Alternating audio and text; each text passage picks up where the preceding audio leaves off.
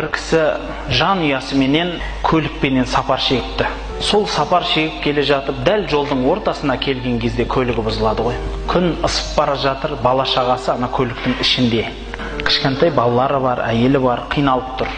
Жүгіріп шығып ұста іздейді. Енді ана бір ауылды жер, бір кішкентай ғана станция, бір жерлер. Сол жерлерден адамдарды тартып алып кеп, не қыласын десе, көріп, қожайын кешіріңіз, мына машинаңыз жарамайды, бұның моторы толығымен құрыған, бұны сіз үлкен қалаға барып жөндетесіз, бізде бұған ешқандай нәрсе жоқ дейді. Кері қарай сүйрет бару керек, алға қарай сүйреу керек. Бұл жолдың ортасында да. Соменен анаған, мынаған жүгіріп, сол күннің астында қиналып тұрғанда, жанына бір көлік кеп тоқтайды. Сөйтіп тоқтай салып, әлгі кісі айтады: не болды, қалай жағдайыңыз? Не болды десе, осындай болып қалды. Мен машинаны білуші едім, ашыңызшы деп, капотын көріп, ары бері көреді, айтады: расымен де машинаңыз өзі келетін жеріне келіп тоқтапты енді дейді. Енді ойлаңыз, сізбенен біз солай қылсақ не істейсіз?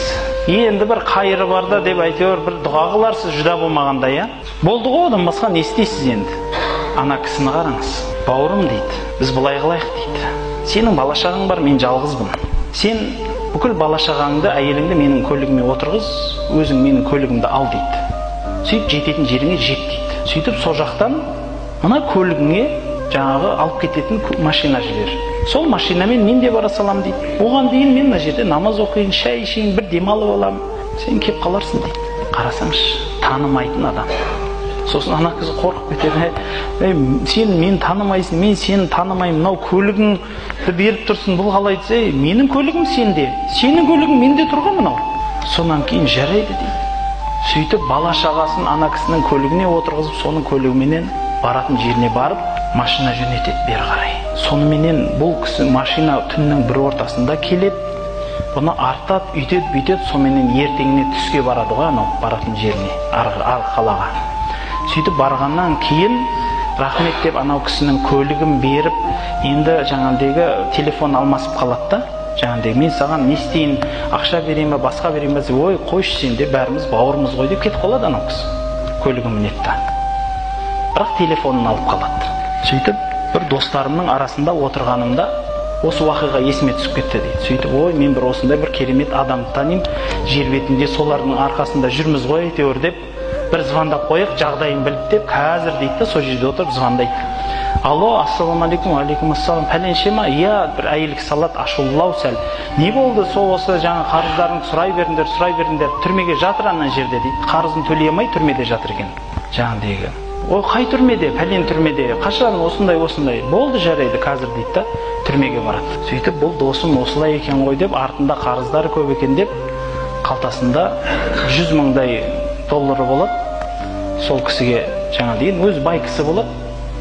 Барып, не болды қал жағдай десе, осындай қарыз десе, мақыл дейді да, қалтасынан 100 мың доллар алып, жаңа дейін түрмеге төлеп, мына кісіні шығарыңдар дейді да, сөйтеді да, бірақ бір шарт дейді.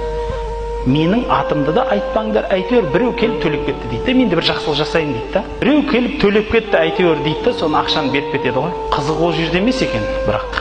Сонда әлгі кісі енді ана 100 мың доллар келеді, сөйтсе, шынында ол кісі 100 емес 3 миллион доллар қарыз екен да. Бір жерге әйтеуір сауда қылам деді, бір нәрсе қылам деді, аунап құлады да енді. Ана 100 мың доллар оның жанында не болды енді? Былай қарағанда үлкен ақша болғанмен ана жерді жабылмайды да ғой. Бірақ оны түрмеден шығармайды ғой бәрібір.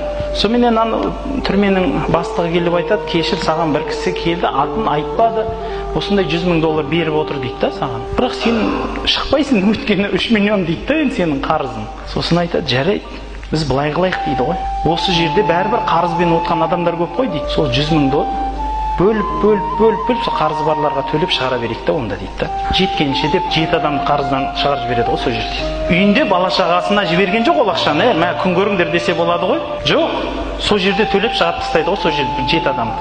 Соменен анау біраз уақыт өтеді да, қайтадан бір досыма звондайшы деп, алло, пәленше досым қаяқта десе, ой, ол түрмеде дейді. Не болды мына түрмеде?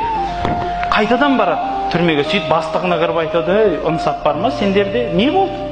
100 мың доллар алып келіп едім, саған төлеп едім десе, о, сенсің ба әлі дейді. Сен екеуіңе таңырқаумен болдым дейді ғой. Сен кеп ақшасын төлейсің, атыңды айтпайсың, анау мүлде бір басқа нәрсені істеді дейді ғой.